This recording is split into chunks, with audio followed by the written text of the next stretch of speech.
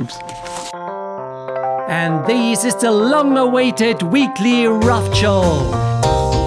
And here are your hosts, Yo-Yo and Nora. Thank you. Oh, nice. Thank you. Hello and welcome to Twirs, the weekly Raft Show. The final episode of the weekly Raft Show. Who would have thought that this day will come to pass? Today it is.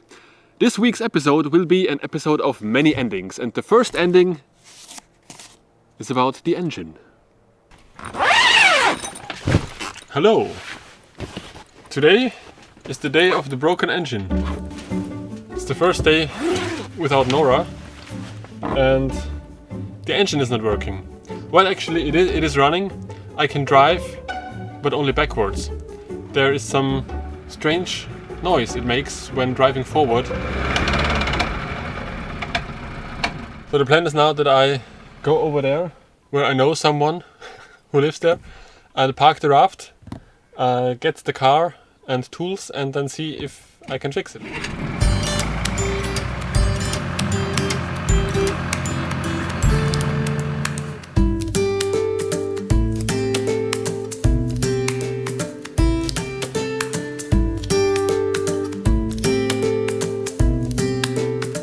First I thought it might be the adjustment rod for the gears, so that the forward gear wouldn't engage properly. But after excluding this as a cause, I had to open the gearbox. It smells awful. I have never fixed an outboard engine before, but I'm always happy when I can take things apart and learn new stuff.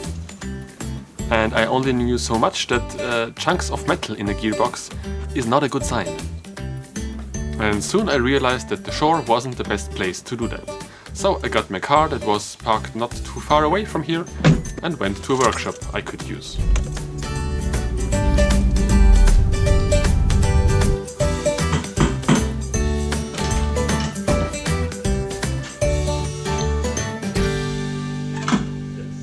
So, now I know what the problem is. The gears, they are quite worn out. When the drive shaft turns, it blocks at some points because the tooth of the gear are too short. They got worn out.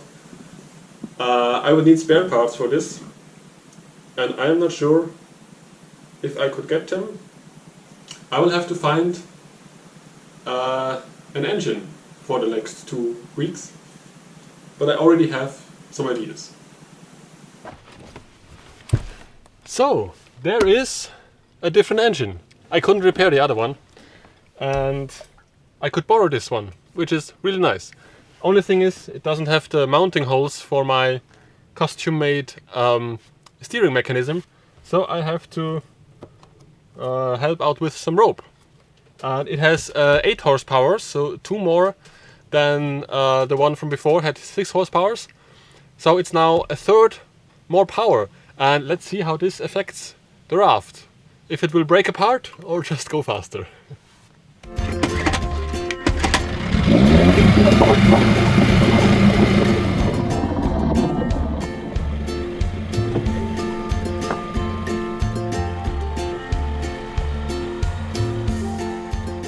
The raft did not fall apart, but it was a bit faster indeed. But with this engine issue now, I had to think about the last stretch of the raft tour. Today, a day of decision, because in 3 days I have to give back the borrowed engine I have now, and the question is if I should then look for another rental engine for next week, or if I should until Thursday bring the raft to the place where I can leave it for winter. It is quite windy, the weather forecast for the next 10 days. So it's not that exciting actually to drive around, and also not that comfortable and nice. Well, it would be like 10 days earlier or 10 days before the locks close actually. So I would give away some travel time. So I think that I now decide to have this as the point where I decide on the end of the raft tour.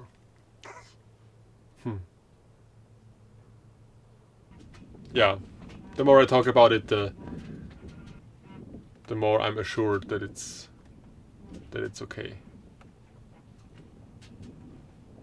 There's a little tent in the hole. a little hole in the tent.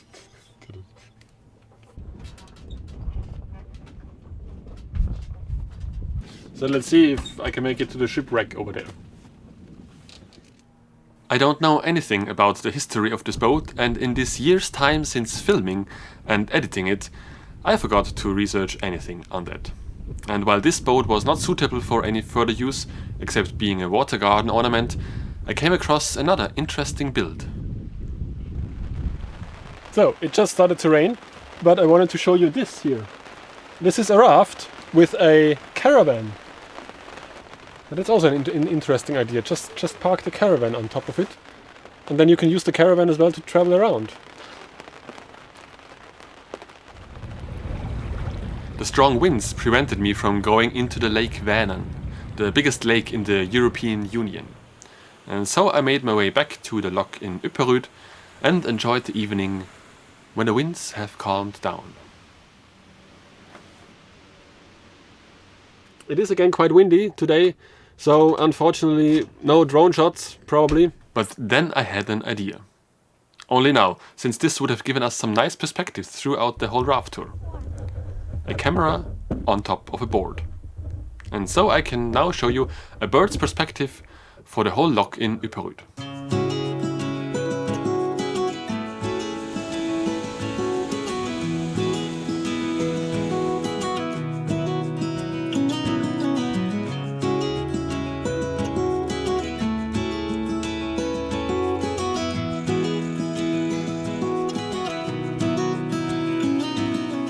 For passing through the locks, I had the help of friends who joined me, as it would have been difficult to go through the locks just by myself and holding on to all the ropes.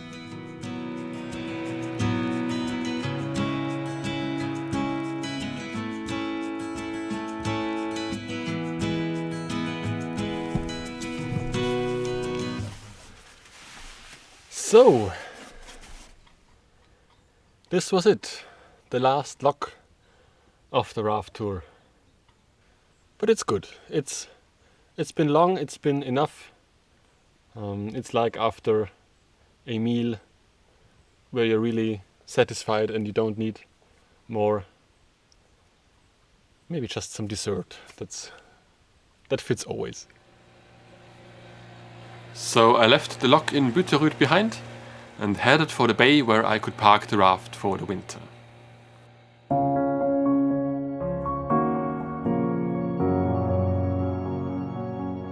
It is a very convenient place. Shallow water, protected from winds and with direct road access. Since I didn't know what my next plans would be, I was happy to find such a good spot.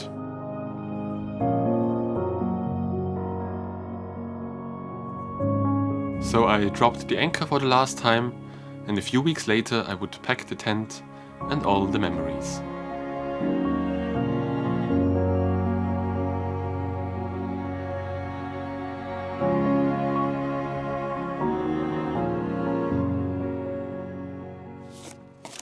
So the raft was parked, but it was not over yet because I still had to get back to the car. Which was about half a day to walk. And on that way I got some inspiration for future housing options that needed some work maybe, and I passed the lock in Ypperud. And there a sailboat came by that was going to where I needed to go, so I hitched a ride. Or a float.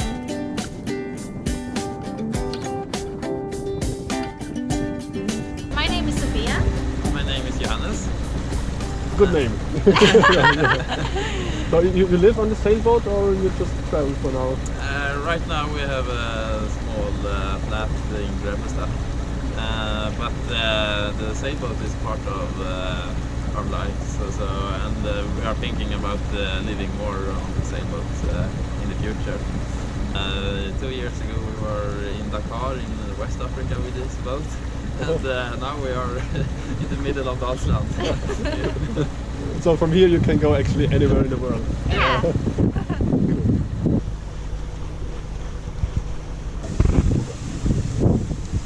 I left the raft behind and got a ride. Yes. Since the sailboat was quite tall, the railroad bridge had to be opened. Something you don't see around here every day. And like the railroad bridge has its purpose to support trains going by, it's good to open up from time to time and let a new thought float through. Once you're awake, then you can't go back. Exactly. Kind of. Yeah. It's like I see life through new lenses, and I can't really go back because I think, like, I worked 2 years at that grocery store, and it was like after 6 months, it felt like, oh. But then you know, Corona, and like I have to stay. But now that I finally free again, it feels great, like you're coming back to yourself. Yeah. So there are more people out there living lives in different ways. People who are exploring alternatives. So the raft was parked, I was back at my car, but there was still one thing in that summer I couldn't have left undone. We have been through almost all of the locks in the Dalsland Canal, except of 4. There are different reasons for it, but mainly we haven't had enough time for all of them. But I thought I still would like to go through all of the locks in one summer. That's why I took the car and the canoe, which is already there in the water. And at least I brought part of the raft. So I can bring this now through all of the remaining locks. It's quite windy today. First one on the list is the lock in Snecke. This leads into a side arm of the Dalsland Canal to a bigger lake called Onimen.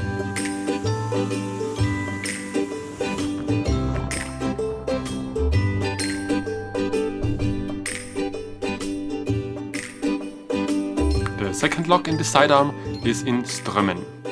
This is also one of the 2 locks that are still fully manually operated. Then there is the lock in Schøpmanbro. This would have been the lock that leads into the Lake Vänern and connects the Dalsland Canal to the rest of the world. It is also significantly wider, as bigger ships used to go through here and unload at the Gamla Magasinet we have visited in the previous episodes. And finally the northernmost lock in Töcksfors. It would have been quite a bit further north from our northernmost point during the beginning of the tour.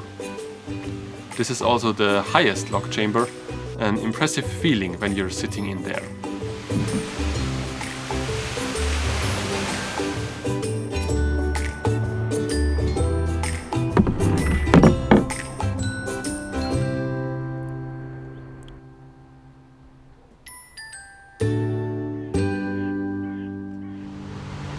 Come to the end of the line.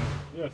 Töcksfors also has a second lock, and after that it would still be possible to go for some kilometers further north. But all of that is something for another trip. If you want to know what I'm filming, you can look it up on YouTube here. Fine, Have a nice I will trip. follow you. Thank you. Great, thanks. Bye. Well, this is the end of the raft tour.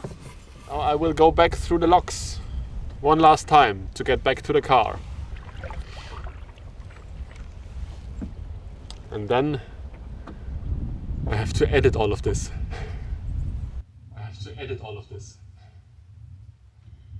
Well, that was it. Thank you all very much for following us on our journey in the weekly raft show. Now that I have finally edited all of the videos, I can allow myself to make new videos again. Throughout the past year I have gathered a lot of new ideas about videos. But one thing that I've also learned is to not make any promises or predictions about the release of future videos. I can only say so much that I'm not living on a raft anymore. I'm not living in a tent permanently anymore. But all of you who support me on Patreon already know that. Thank you again for watching, and always remember, when there is a tent in the hole, your engine might be broken, but you can still go backwards. Float well.